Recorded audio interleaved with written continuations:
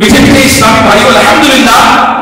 دعوت اسلامی کے ساتھ مدنی احتیاط میں تعاون کرنا، دین کے کام کے لیے تعاون کرنا، حافظ قرآن بنانے کے لیے، عالم دین بنانے کے لیے، یہ دین کے ساتھ تعاون کرنا ہے، دین کی مدد کرنا ہے۔ اللہ تبارک و تعالیٰ قرآن مجید قرآن حمید میں ارشاد فرماتا ہے، یا ایھا الذین آمنوا ان تنصروا اللہ ینصرکم، اے ایمان والو اگر تم دین خدا کی مدد کرو گے اللہ تمہاری مدد کرے گا۔ تو آئیے آگے آئیے، دعوت اسلامی کے ساتھ حافظ قرآن بنانے کے لیے، عالم دین بنانے کے لیے جامعۃ المدینہ، مدرسۃ المدینہ کے جملہ خراجات میں تعاون کیجیے۔ سبحان اللہ، آپ کے پیر و مرشد، میرے پیر و مرشد شیخ طریقت امیر اہل سنت بانی دعوت اسلامی مولانا محمد الیاس اطہار قادری رحمۃ اللہ برکاتہ عالیہ تو یونٹ دینے والوں کے لیے پہلی دعا فرما چکے، یا اللہ جو دعوت اسلامی کے مدنی کاموں میں ٹیلی فون کے لیے یونٹ دے، یا اللہ اس کو، اور جو مدد کرے، جو دلوائے اس کو بے حساب بخشش سے نوازے۔